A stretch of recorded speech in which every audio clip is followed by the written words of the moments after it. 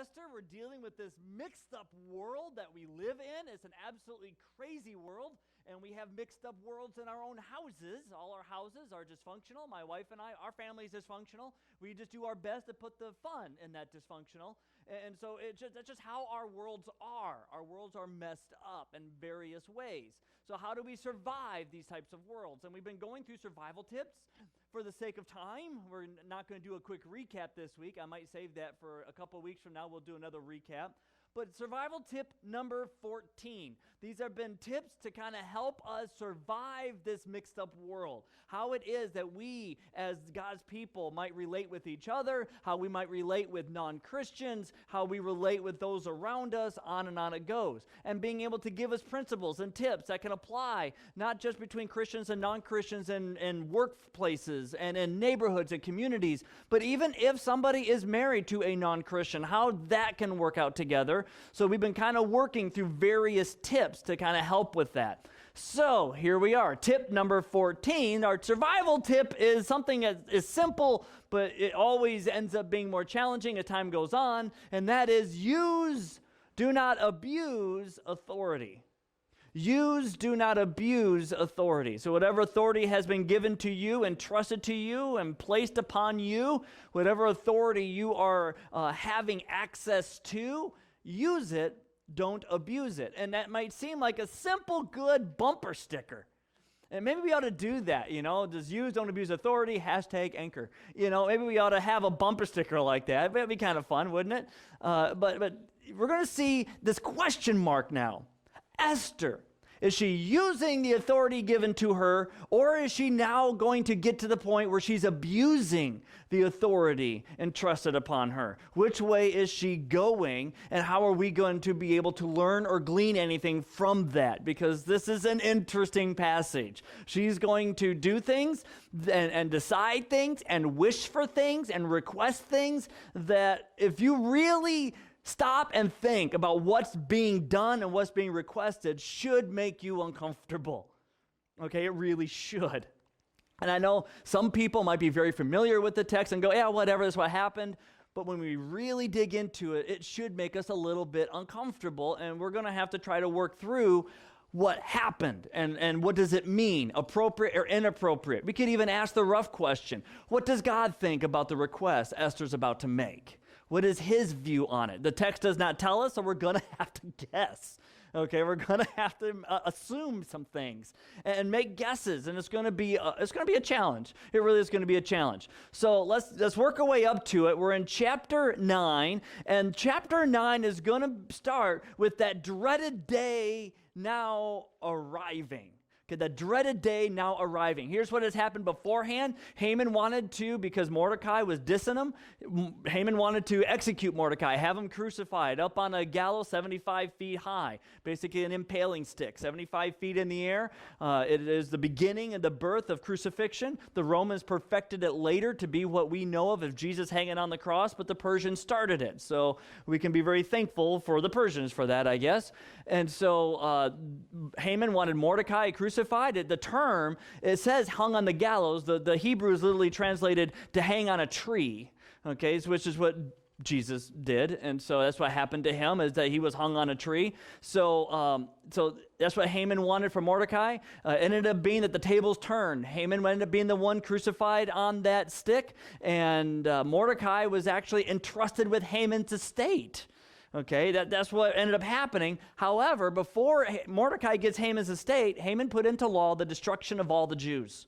He put into law for all the Jews to be able to be legally executed. It was all the officials and governors and anybody else to be able to execute the Jews. It was done in such a way that was like a death penalty by a judge that's been issued, that type of order being issued, which means the Jews could not defend themselves, just like somebody who's in prison on death row cannot defend themselves with force. All they can do is work with the legal system.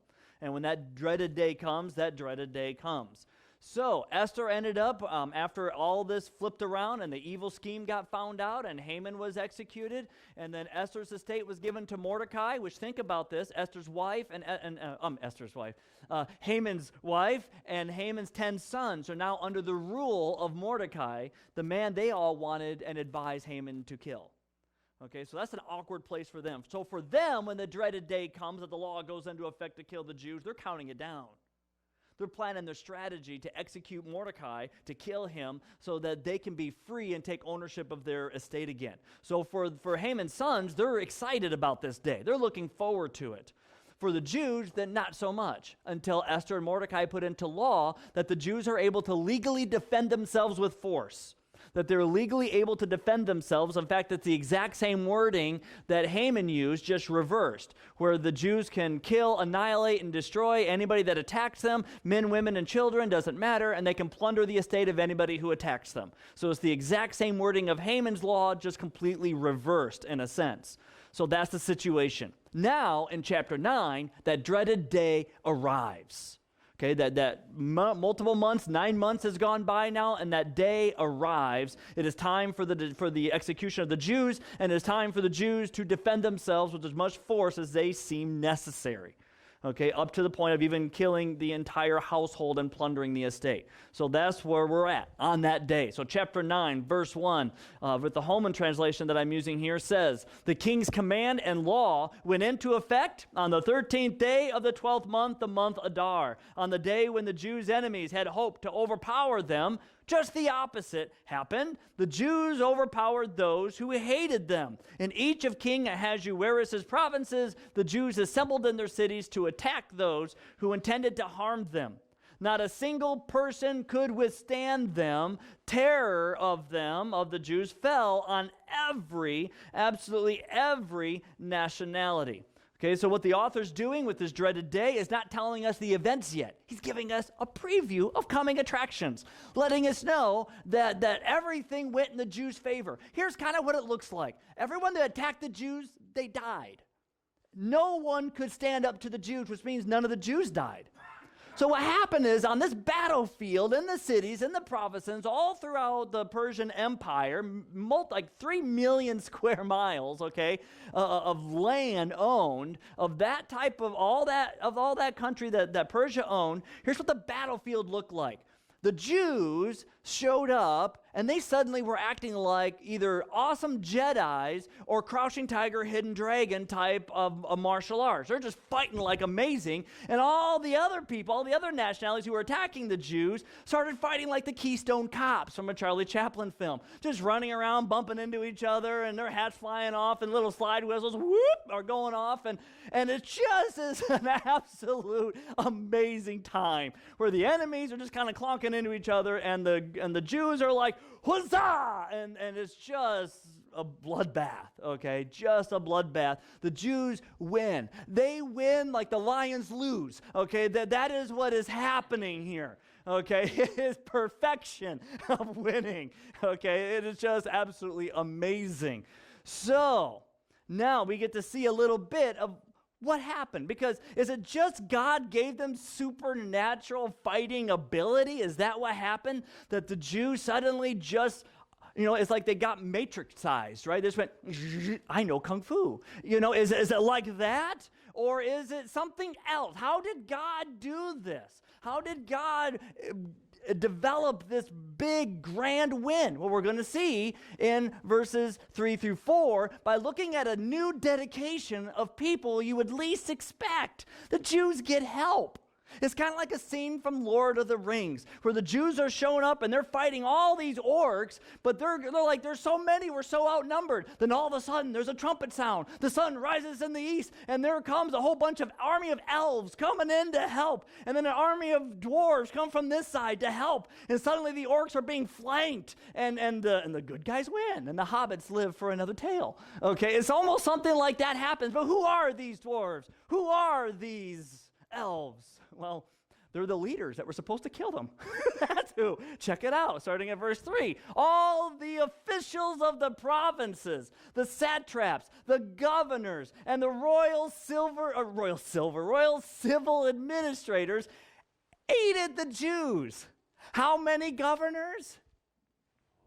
All, okay? All of them. This is amazing. It's just like if all of a sudden you're looking at death row and you tell the inmates you can legally and completely at force defend yourselves, and then the warden shows up to fight with the prisoners. Okay, that's kind of what's happening here. Suddenly the guards are fighting with the prisoners, and it's just amazing. So all these governors and administrators aided the Jews because they were afraid of Mordecai, who is as powerful, if not more so powerful, than Haman.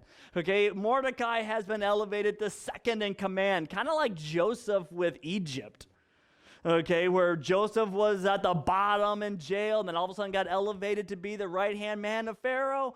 That's what happened here with Mordecai. It's interesting how history does that and how God works that way, which, by the way, means why it is so important to look over the history of your life, see how God is working. Because how you see God working in your past could be indicative of how God is going to work in your future, because God loves working in patterns and parallels.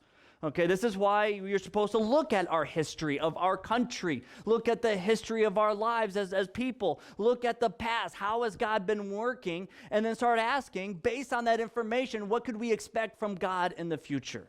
And we can start having vision and planning and preparing and stewardship. Okay, this is where vision comes from. This is where leaders lead, is by thinking that way.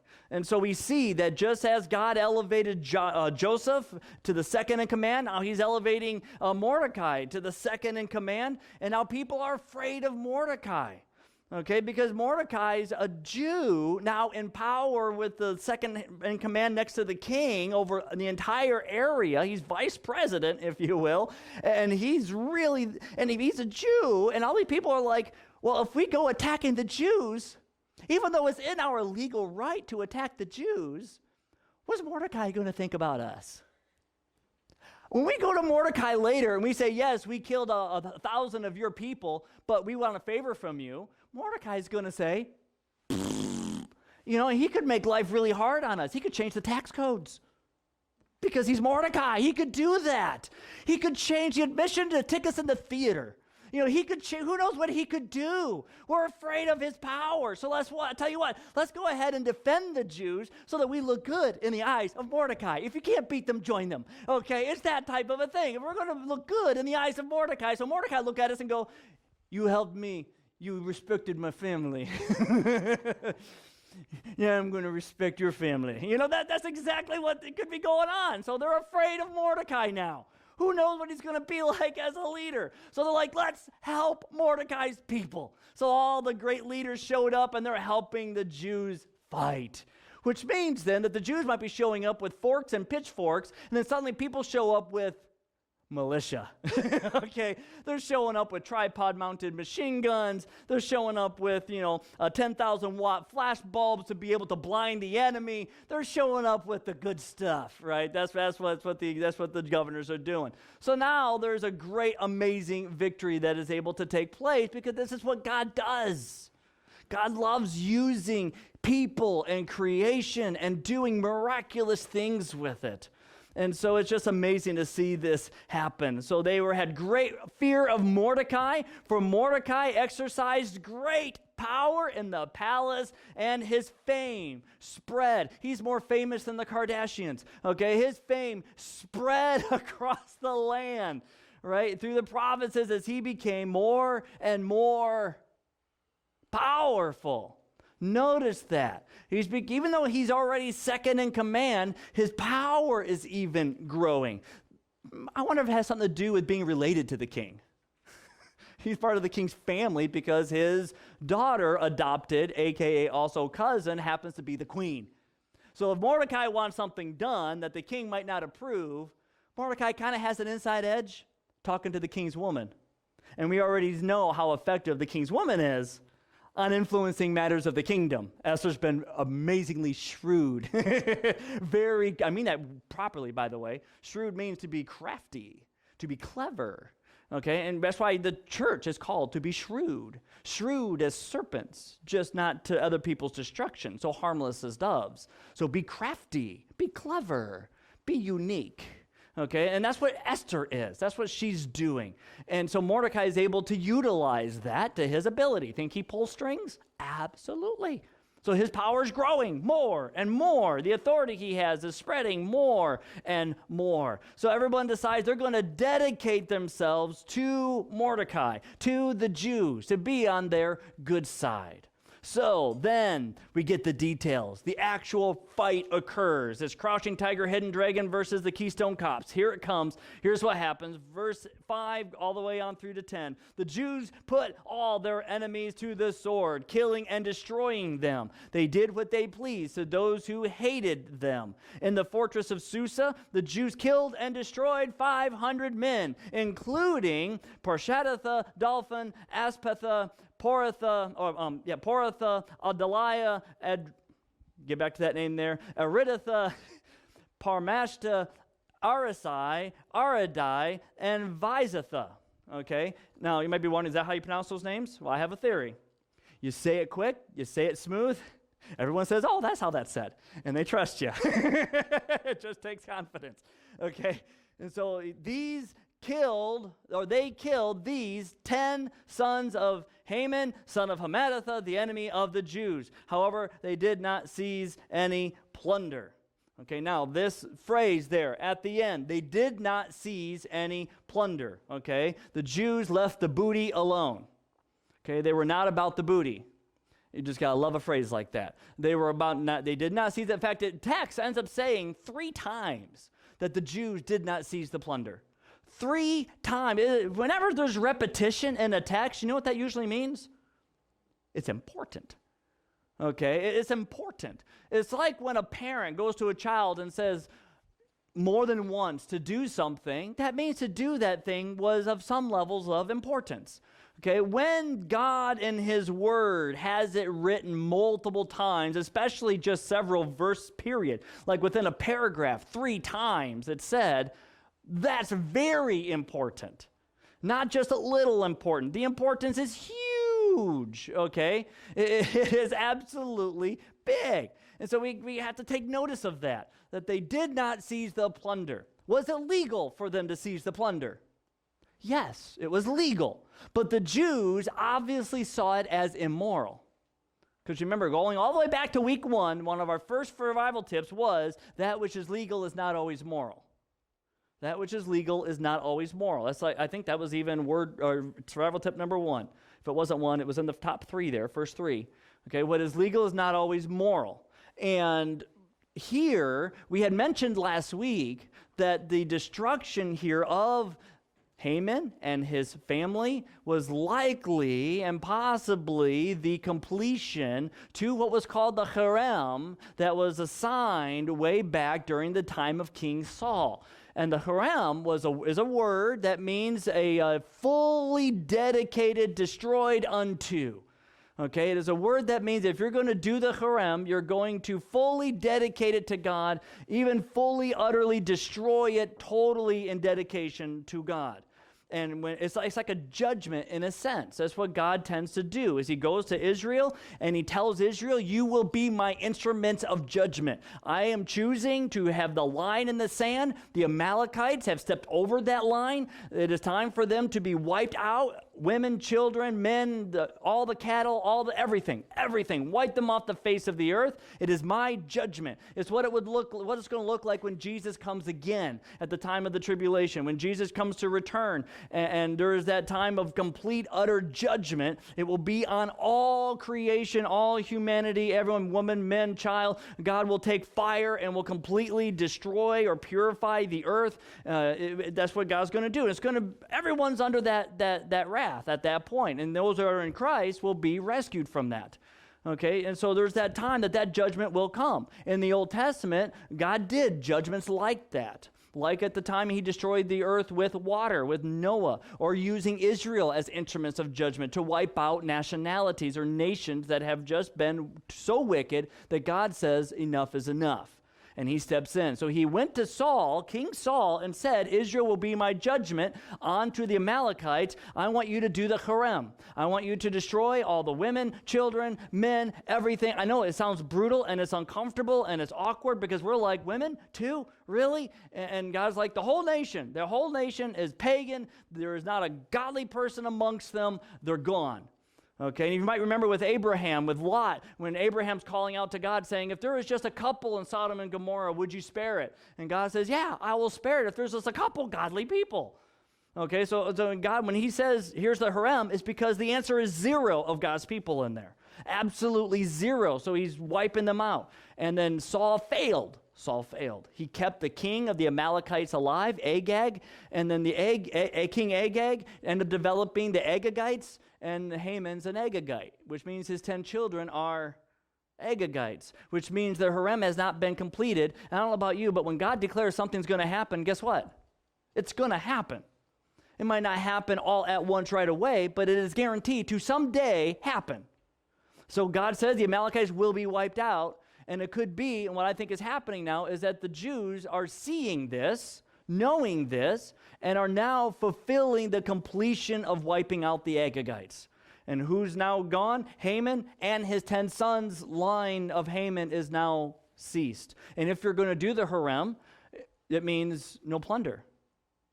And the reason Esther wrote the plunder in is because it's the law of Haman reversed. Haman said, kill the Jews, men, women, and children, and plunder their estates. So Esther reversed it, but the Jews obviously somehow knew. The Jews are aware that yes, it's legal, but God wants the harem, and this should have been done long, long ago. And so they complete it, and the author wants the reader to see it. And so the author uses 3 times. They did not take the plunder. They did not take the plunder. They did not plunder anything. They seized nothing of other people's estates. Okay, so that wasn't about greed. It wasn't about trying to make ourselves our own wealthy military. Instead, we're removing the people, and it's over. And it's over. It's done. The line is done. The Amalekites are now no more. This is that mindset that's going on. And so they went to their absolute defense. And I find this really encouraging, actually, this defense, that what God says will happen, will happen. It takes a while. Jesus said he will come again. When? It's taking a while. But if God, over the course of centuries, will complete what he said will happen, then that means if Jesus said he's coming back again, what does that mean? He is coming back again. If God has been faithful in the past, he will be faithful in the present. If God took a while in the past, he will take a while in the present and in the future. So as we look to the past, we can see God being faithful, God making his word happen. We look to the future knowing that God's going to do the exact same thing. So then comes time after the war is over and the 10 sons of Haman are dead. It's done. The day's over. The defense is over. There can be there can be a breathing now. We can go, it's over. What's the damage? What's the damage look like? We know 500 people died in Susa. But Persia is more than Susa. The provinces span, millions of square miles. So what's the total damage? So we get a debriefing and the desire of Esther. Okay, so the king comes to the queen, and he tells her some information. He asks her what happens in some other areas, and then she gives him another desire, another request. So starting at verse 11. On that day, the number of people killed in the fortress of Susa was reported to the king. The king said to Queen Esther, in the fortress of Susa, the Jews have killed and destroyed 500 men, including Haman's 10 sons. What have they done in the rest of the royal provinces? That's his question. We're going to be finding that out. So what has happened in the rest of the royal provinces? Whatever you ask will be given to you. Whatever you seek will also be done. What's missing from the king's offer? Up to half my kingdom is not there. I think the king has learned not to offer up to half his kingdom to his wife. I think he has learned that what do you want? It will be done. Because usually the offer of half the kingdom is about possessions. What wealth would you like? What gift would you like? What province would you like to have under your thumb? What money would you like? What special vase? How many camels? What is your request? Up to half my kingdom is yours. And Esther has not once asked for anything materialistic. You notice that? All of Esther's requests have been about people. That's been her focus. Esther is not Madonna. She is not the material girl.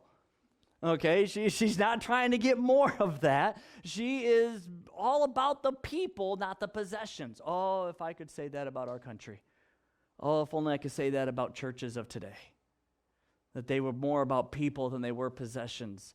And yet I've seen and have experienced way too many times people fighting over the color of furniture and fighting over the preferences of style of music and fighting over how this is structured or that is structured, and in the meantime have absolutely no grievances or tears shed or words spoken or angry fist pumping regarding the lost not being reached. Not seen that. And if the church could be half as passionate about people as they are about things, oh, what a difference would happen in our country. And so Esther's about people, not possessions. And so the king doesn't even ask her to offer possessions to her. He's like, you know what? What do you want? It'll be done. See? It's about command. It's about people. Because he knows his wife now. He knows what she's about. And this is just awesome. So here's how Esther answers. She says, if it pleases the king, may the Jews who are in Susa also have tomorrow to carry out today's law. And may the body of Haman's 10 sons be hung on the gallows. Think about this now. She's asking all this fighting, let's extend it another day. I know the law says it's over today and it's done, but let's have the Jews in Susa do it again. Do it tomorrow. Let them be able to kill more people. And then Haman's 10 sons, I know they're dead. Their bodies are on the street. Let's go ahead and impale them and hoist them up into the air. That's a little gross. It's a little gross. So hang them on the gallows. The king gave the orders for this to be done, so a law was announced in Susa, and they hung the bodies of Haman's 10 sons. The Jews in Susa assembled again on the 14th day of the month of Adar and killed 300 men in Susa, but they did not seize any plunder. There's that phrase again, did not seize any plunder. The rest of the Jews in the royal provinces assembled, defended themselves. This is going back to day 1, not day 2. So this is the rest of what happened in the rest of the country that Persia owned. And so the rest of the Jews in the royal provinces assembled, defended themselves, got rid of their enemies. They killed 75,000 of those who hated them, but they did not seize any plunder. Okay, that's kind of that ongoing theme that's there. Now, it does lead us, though, to some very awkward situations here about Esther's requests. I want to be able to go back to this. I don't want to skip over this. And we're going to sit here for a minute. And that is Esther saying, I would like for the Jews to be able to defend themselves a second day. That's weird, because the law to attack the Jews was for how long? 1 day. So it would be against the law for any attacking to happen the next day. So that's weird. Why ask for that extension? And then Haman's sons are dead. Why? Why do that? Why ask for that? And so I started seeking commentaries all over the place, asking myself this question. What is this request of Esther? I know she's a woman of love, but is she also becoming this woman of war, this bloodthirsty type woman who just loves carnage? Is this woman? Is that who Esther's becoming, or is something else going on? And so I sought the commentaries, lots and lots of commentaries. I'm trying to figure this out on what's going on. L.B. Patton wrote the commentary, critical and exegetical commentary of the book of Esther, and he had this to say about it. For this horrible request, no justification can be found. That's what L.B. Patton said. I turned to another one. This one is by Carrie Moore. And here's what he wrote in his commentary of Esther. She is a sophisticated, deceitful, and bloodthirsty woman. Very much a woman of war who loves carnage. And so I continued on, and I looked over into Michael Fox's commentary, and this is not the one with the DeLorean. Okay, this is a different Mike. This is Michael V. Fox, not Michael J. Fox. But I'll tell you what, when I first saw it, my eyes crossed a little bit. That V can look like a J. That freaked me out. That's where I thought the DeLorean joke, so thank you for that. Not from Michael Fox. That never occurred. It took the J in there. So Michael Fox offers this. Given the stipulation of Haman's decree, the Jews' enemies could not have attacked a second day, making this request literally overkill. Literally overkill. And on. The commentaries kept going, saying bad things. Bad things. Let me see here. A couple of other ones I had run across, since we have a moment here. One said that Esther is becoming the manifestation of the Babylonian meaning of her name. That Esther in Babylonian terms is Ishtar or Esther, and Ishtar was a Babylonian goddess that was a goddess of fertility and war. Very brutal woman. And around the time of Easter, another way of saying the name Ishtar or Esther is Easter, making that E long. Around the time of Easter, they would have child sacrifices in her name, where they would have stone pillars that would be set up with arms out like this. They would heat with fire the arms, put infants on the arms. The heat of the rock would melt the child's skin. Screaming and crying, the child would slide into the chest and be burned alive. This is what they would do at Easter time to try to turn the goddess Ishtar on, so that she would be enticed to have sex with Baal, so they would have a plentiful harvest. And they would use an egg and a bunny rabbit to try to entice them even more, and on and on. And that's, by the way, where some of that is rooted in, by the way. Very kind of disturbing to think about that. So Ishtar is a horrible, bloodthirsty pagan goddess, okay?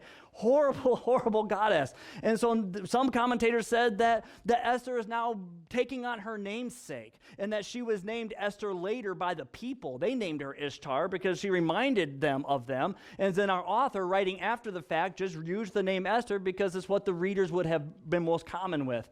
And so that's one. Another commentator said that Esther is now showing signs of being a parallel to David, to where David rose, doing great things. And then came his pinnacle of his height of influence. He had his fall into darkness, abusing his authority to get Bathsheba and killing Uriah. And so therefore Esther, who is rising, doing great things. Of course, as we've been going through Esther, realized that that's not quite the case. But nonetheless, that's how this commentator was treating it, and that Esther came up to that point and then fell into darkness, asking for the impaling of the bodies and another day of fighting, that this was her, Bathsheba and Uriah. And so then my quest changed, asking, could I find any commentator saying anything nice about her regarding these decisions? Is there anyone anywhere that says anything nice about her? And so I'm turning to other commentators, and like Karen Jobes is one of the best Esther commentaries money can buy. She did her PhD thesis on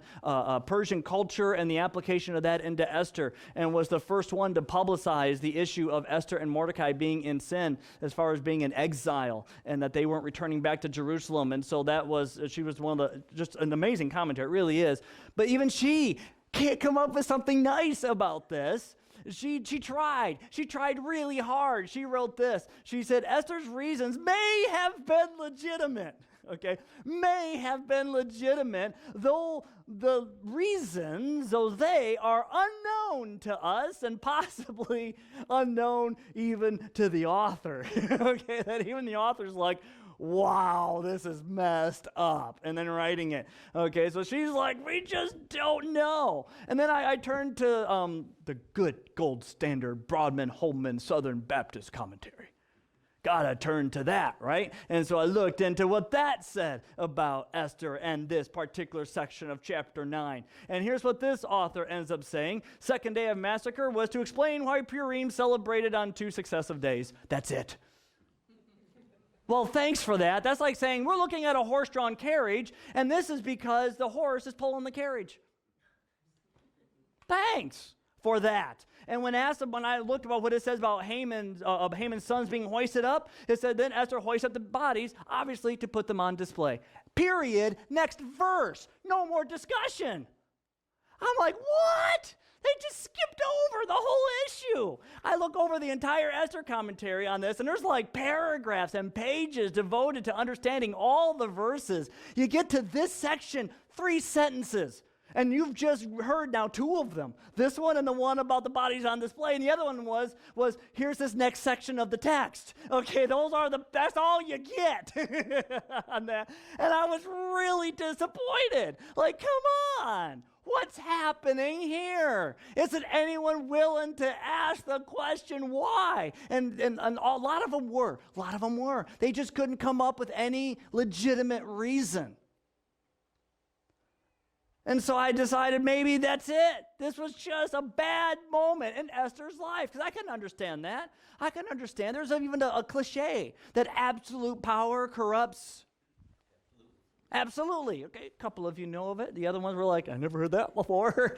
Okay, it's a cliche now. You've heard it. So absolute power corrupts absolutely. That people who get into authority eventually fall. That they just get enough rope to hang themselves. That's what happens. That people they screw up and they get big-headed. And then the question is, do they rebound or not?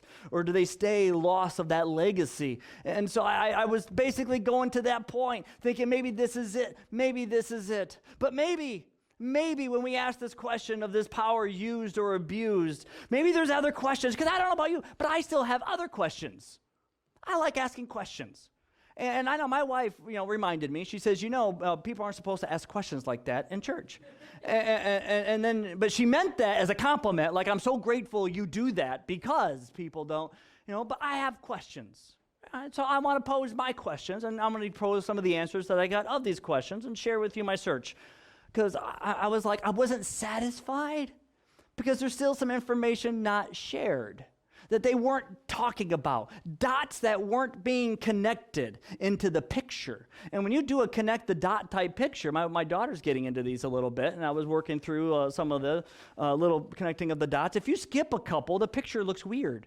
Your bunny rabbit looks like a chocolate bunny rabbit after being in the hands of my mom for 30 seconds. The ears are missing. Okay, it just doesn't look like the proper item. And so you got to connect all the dots, and there's dots I think are being ignored. So I want to ask my questions. My question was, why impale the sons of Haman? Now I know they'd be like, well, that's what everyone else is asking. So that doesn't seem very special, John. But why Haman's sons only? Why not anybody else being put on display? Why just those 10? She didn't impale other people who attacked the Jews. She didn't impale other people in other provinces that attacked the Jews. Only Haman's sons. That's interesting, isn't it? This still doesn't look good for Esther because it sounds like she's a vindictive, revengey type woman who says, ha-ha, I'll show you, try to kill my family. Let's open you up like an umbrella. I don't know what, but I'm still questioning. I'll have that question. Why only Haman's sons? Now, the answer for that question, I think, will become revealed as we ask the other questions that go with it. One of my other questions is this. Since the law to attack the Jews was only for how many days? 1 day. Esther asked it to be extended. And I like to ask the question, why? And I know that seems like, well, that's a stupid question. Everyone else is already asking that question too. But why only in Susa? It was not to extend for the entire province of Persia. She said, I want the Jews to extend their day of fighting for 1 day to the next day in Susa, only at the capital of where the palace is, so the summer palace of the king, where he's currently at. Only in Susa. So that's interesting. Who lived in Susa? Haman and our deacons right on top of this. 10 sons, yeah. Okay, so... So now we have a connection between the first two questions. She's impaling the dead bodies of Haman's sons, but only Haman's sons, and the extension of the fighting is to occur only in Susa around Haman's home. That's interesting. My next question then, third question. If the fighting was only to be for 1 day, and they were only supposed to attack the Jews 1 day, did anybody attack on day 2? Because if anybody attacked on day 2, that would imply then that Esther knew something. That would imply that Esther's concerns were valid about needing the defense extended because somebody was going to violate the king's law on day 2. So did anybody attack on day 2? The answer is yes, 300 men. How many attacked day 1? 500. How many attacked day 2? 300 more. That is almost a complete doubling of what we had just experienced. Okay, just a couple hundred shy of another doubling of that. All right, so it's over a big percent, over like what is it, like 70% attacked again. Another 70% came in. Okay, so it was, you had 500 day 1, 300 day 2, attacked on day 2, which means something was happening. And the king did not view it as a violation of his law. Isn't that interesting? The king does not say, how dare they violate my law? My law says one day only. How dare they do that? Assuming the king knew the law that well, assuming he even read it in the first place. It seems like he just basically told Haman, here's my ring, write whatever and sign it and put it out there. Get rid of these people. They sound like they're bad news. It sounds like if we leave them here, all our taxi cabs won't speak English. That's what it sounds like is going to happen. So by all means, do something about it. That's what it seems like, okay, that he might, so the king might be unaware of that they're violating the law. Although Esther did say, let me extend this day for a second day, although she did not mention Haman's law. She mentioned her law. Her law said one day. Xerxes, Ahasuerus, was likely aware that that was a one-day defense. And then she's like, the scuttlebuzz around the water cooler says there's going to be another attack. Hey, king, let's extend the defense day just in Susa. Now, why would they still attack? That's still the big question. If the law was for one day, why would they attack? Which then led me to start wondering, could it be, and I'm going to have to hypothesize here big time, because the text does not tell us why 300 people violated the law and attacked again. So I'm going to have to make the assumption that this time is a personal. Okay? Like a bad mafia film. Since we've already done the Godfather reference, why not go B grade? Okay? That this time is personal. That it's not just about attacking the Jews, it's about attacking certain ones. Because who attacked Jews on day 2? Only people in Susa. All the other provinces, there was no more attacking. Of course, after 75,000 dead, I'm pretty sure everyone's willing to say, I'm not trying it. I think I'm done. Okay? But only in Susa they attacked. And Esther was prepared for that. Which means it was personal. I suspect that the people that attacked were Hamanites. Okay, that he had a following, that he had people that thought he was better than the king, that they were loyal to Haman.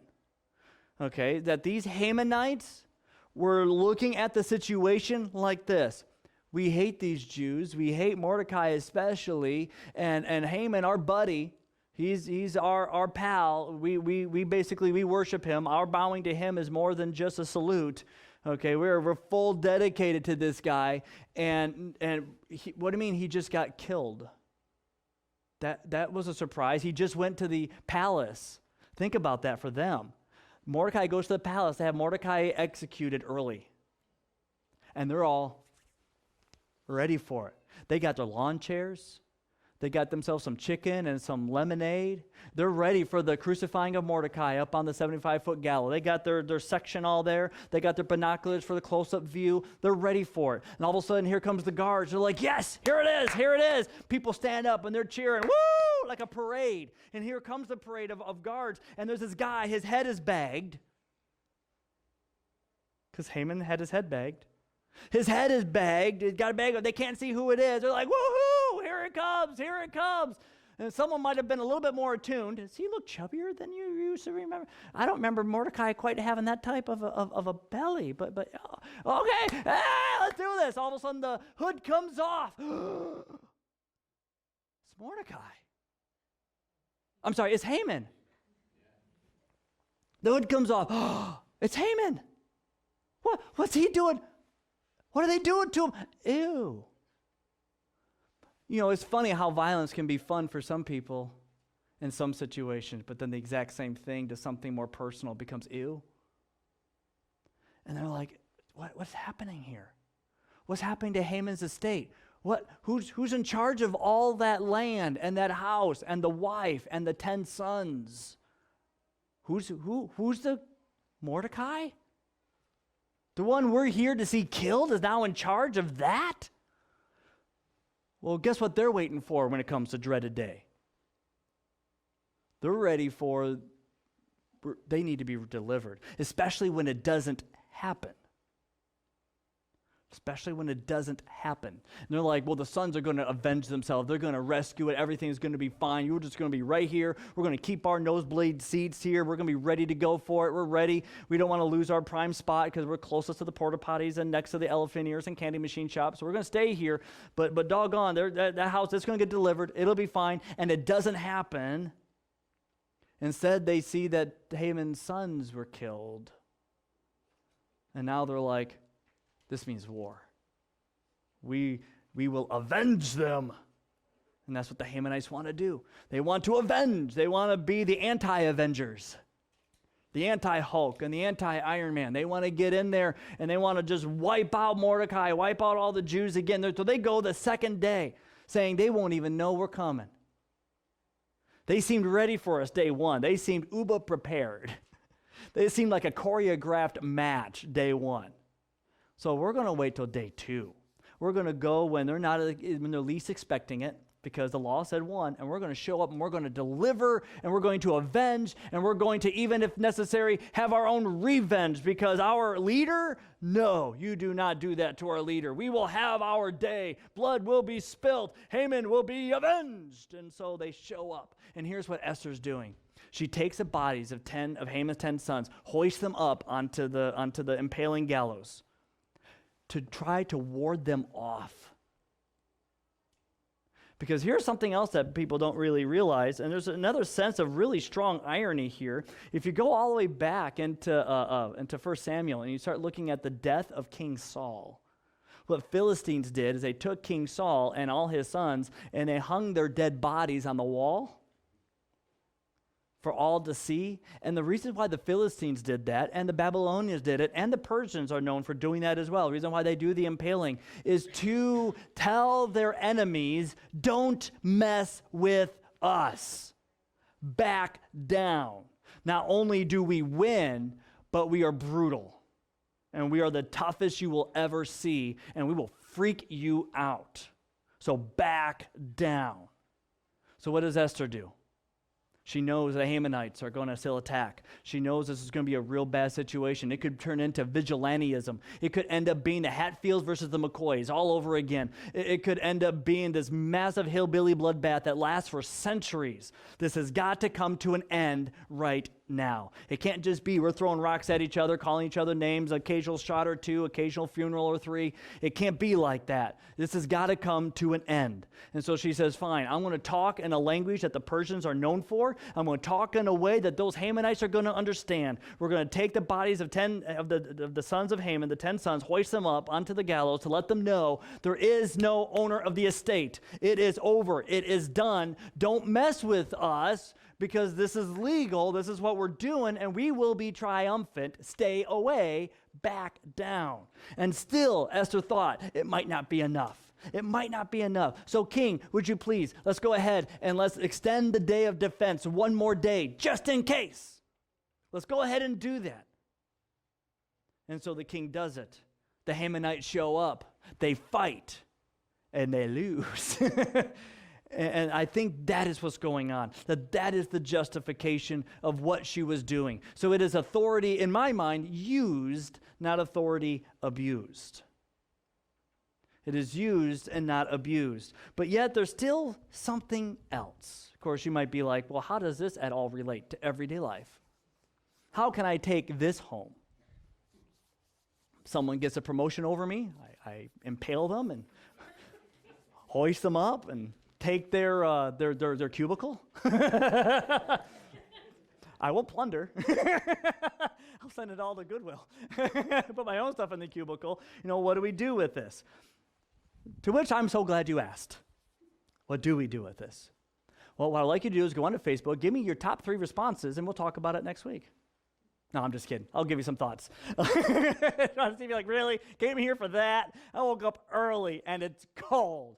So here's what I think is also going on. Here's how I believe that Esther is using her authority, not abusing her authority, because of what she's also doing. Regardless of what you think of the events, regardless of what you think of the extended day of fighting, regardless of what you think of the impaling of the dead bodies, regardless of what you think of any of that, Esther was asking whom to create the law. Who was the one that was actually doing the law writing for this moment?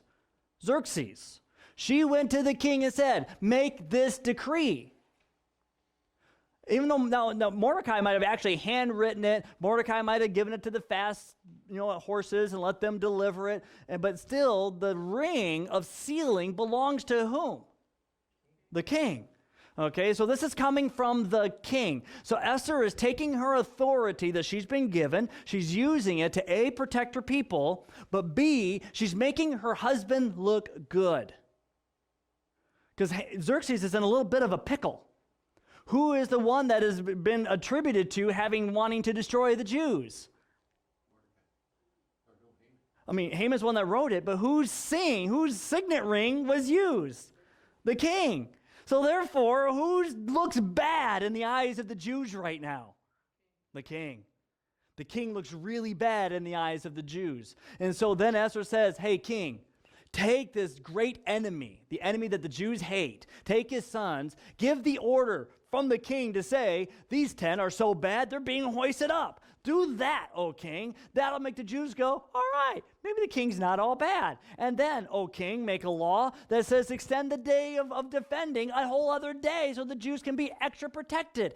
And then the Jews are like, hey, the king, not so bad. So this king who wanted to destroy all the Jews now has a Jew second in command, got rid of the enemies, hoisted them up on the gallows, the sons of the enemy, right next to the dad who's 75 feet high, sticking up even higher than the sons. Okay, and then also he says we can defend ourselves an additional day. Not too bad for a king. You see, Esther's protecting his reputation. Esther is helping him look good in the eyes of the people. She is respecting his authority. It's not her making the decision. It's not Mordecai making the decision. It's Ahasuerus making the decision. So then that brings an interesting question. How do you help those in authority look good? You all have bosses. There's somebody at your house that's the head of the home. There is somebody that is over you in some way. How are you helping them look good, especially in the eyes of others? Do you build them up or do you tear them down? Because every time you open your mouth to get ready to speak, what you are doing is you are declaring yourself the power and authority to say something about somebody. You're opening up your mouth and you're willing to say something about somebody. And how are you going to handle that authority? Are you going to use it or abuse it? And I look on Facebook, for example, and I see a lot of people tearing people down. I see a lot of people on Twitter tearing people down. They're using their authority. Actually, they're abusing their authority to wreck the reputation of others. How are you lifting them up? And if you're married to a non-Christian, it's especially important. If you want to be able to ever lead them to the Lord at some point in that marriage, at some point in that family dynamic, how are you lifting them up? How are you making them look good? How are you talking about them in the eyes of others, that they are now respecting that person even more than before you spoke? How are you doing with that? If you're an employee, how are you talking with the other employees? Is your testimony of the manager, the supervisor, the CEO, the administrative executive, whoever it is you're dealing with, are you building up the reputation in the eyes of the other employees?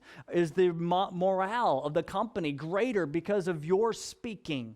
Or are you tearing them down? Telling about how stupid their ideas are and how they don't understand. They're up there in their ivy tower, up there in their little air-conditioned cubicle, have no idea what the factory floor is like. If they could just ever be humble for a moment, but no, their smug little degrees are sitting up there in that little area, and they don't know what it's like to work down here where the oven is 180 degrees. They don't know what it's like to have to sweep the floor and deal with nails in our shoes. They have no idea the work. Are you complaining? Or are you saying that they are doing the best they can to provide us the job that is as secure as possible so that we at least have a paycheck to take home? How are you building them up or tearing them down? If you're a child, how are you handling the respecting of your parents? And by the way, if you look at how the Greeks understood the word respect and honor for parents, it actually means to speak well in the absence of. It's this idea of saying that when they're not around, you speak well of them. You don't start belittling them by talking about the atrocities of your old man. You actually speak well of them so that your friends and your people at school think you have an awesome dad, an awesome mom, because you spoke well of them. Are they perfect? No. Are they respectable? In some cases, yes. Some cases, no. Either way, you respect them because they're in a position of authority. And the respect is to be given even to those who don't deserve it. And we speak well of them. Are they doing something illegal? You go to the police. But you don't just badmouth them all over town. You go to the higher authority, and then you speak well to everyone else. That's what you do. If you have a husband who's violent, you turn him into the police. Absolutely. And to all your friends, and to everyone else, and to your children, and to whomever, you do speak well of them. You speak well of them. You get higher authority if necessary. Otherwise, you speak well of them. And this is what Esther's working on. Is her husband a respectable man? No. The dude's a pervert.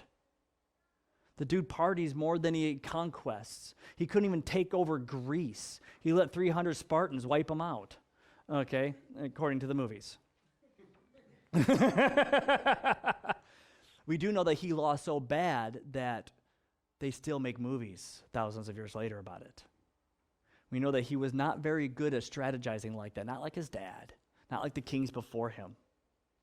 He was a pervert. He had hundreds of wives, hundreds of women in his harem. He would go over a month sometimes without ever seeing his wife because he's too busy sleeping with everybody else. Not a respectable man. Does his wife honor him and respect him? Yeah. She shows respect to him. And she lifts him up. So use authority. Don't abuse it. You open your mouth, that's your authority. You've declared it. Now what are you going to do with it? And don't start thinking that just because you're one person, that's all. I'm just one person. So I said something bad to a friend. What difference does it make? It's never going to get back to him. Like he's never going to know. I talked to a coworker bad about the boss. They're never going to know. It's just one comment. I just did one little Facebook. I have it a private site. It's closed. Nobody can even read it anyways. He's not a friend on it. They'll never know. So I turned and I decided to do something online. My wife will never know because I know how to delete my search history. And just because. And don't think that it's just my own secret little private sin. Because when you look at history and you see what God does with those private sins, like for example, if you were to turn to, the book of Joshua, maybe around chapter 7, particularly in the first 12 verses, just thinking. There's a little guy named Achan. Israel was given the Cherem, told to be totally devoted to God and to utterly destroy the enemies and don't plunder. The Cherem was given. And the Jews did very good at it. They wiped out all the people and they destroyed all the things except for one guy. One guy didn't do the Cherem. One guy chose not to be fully devoted to God and utterly destroy everything about their old self and put on the new self. They decided not to be about that. They decided to keep some of the plunder. They kept some of the plunder and they kept it hidden. They kept it secret to themselves. Nobody knew. And there he had it. And Israel, the next day came, everything seemed fine. The next day came, everything seemed fine. Time passed, everything seemed fine. Israel showed up at a battle at a little town called Ai. Israel lost. People died. They went back, wounded, beaten, defeated. Israel trying to figure out, God's been with us. We did everything he said to do. We even did the Cherem. We did everything. Why did we lose? And they pleaded out to God, why did we lose? And God ended up telling them there was one. Amongst the hundreds of thousands of people, there was one who didn't do it. And it caused the whole nation to fall. And it was a secret sin nobody knew. Nobody was aware. It was just him and his little family. That's it. Nobody knew. New Testament. You might be saying that's Old Testament. New Testament. Priscilla and Aquila. Book of Acts. We've already covered that. Where they decided we're not going to tithe like we're supposed to and like we committed ourselves to tithing. We're not going to do that. I know we've made a vow and it was a good vow. We'll give all this stuff and we're going to sell this land and we're going to give all the money in. But the land sold for more than we thought. So we're going to go ahead and keep that extra amount and give what we said we were going to give. We said we could sell our land for $3,000, so we're going to give all $3,000, and we sold it for $4,000. We're going to keep that $1,000, so give our $3,000. We're going to keep that. Nobody knew, but God knew, and it began to impact the effectiveness of the church. So here's what happens. That secret, subtle sin, it impacts. There's a ripple effect. It affects your marriage. It affects your family. It affects the morale of the workplace. It could even affect the effectiveness of a church. That secret sin, that thing you think you can get away with, God's not mocked. And you reap what you sow. Sin has a way of making itself known. God knows, and God will hold back his blessing if necessary in order to get that to come out so that there can be true regeneration within the church, true regeneration within the homes. So this is serious business, this not abusing authority. We're talking it could impact the future of what the local church can look like. It's serious, serious business, which is kind of awesome to know. That God cares that much about what you do behind closed doors. See, a God who loves cares about that. A parent who loves their child wants their child not just to behave well in public, but to think well in their head, to desire well in their heart, to live well when no one's around. That's what a parent wants from their child, for them not just to behave well, but to be good people. That's what a parent wants of a child. And if you come to know Jesus as Savior, you're a child of God. And what does God want from you? Not just to do good actions, but to be good people. Right down to what you do when no one's looking, behind the closed doors and closed windows when no one's around. God cares what you do, what you think, what you desire, and what you behave like, and how you speak when you think it's just between you and a confidant. God cares because he loves you that much. So it's not this thing where it's this evil, vindictive God up in the heavens with a bag of lightning bolts saying, you did bad, you did bad. It's this loving God who wants the best for his people and knows that if you get it wrong up here, you're going to get it wrong with these. If your head's not right, your heart won't be right, and your hands won't do right. It's just a matter of time till it gets there. So God cares about it all because he cares about you. And he knows that if you don't have it all together right, then you're not going to serve him right, and people aren't going to get reached right, if even at all. And God doesn't want that either because he also loves them. So for the love of God, let's use and not abuse the authority of our thoughts and voice. Let's have a word of prayer.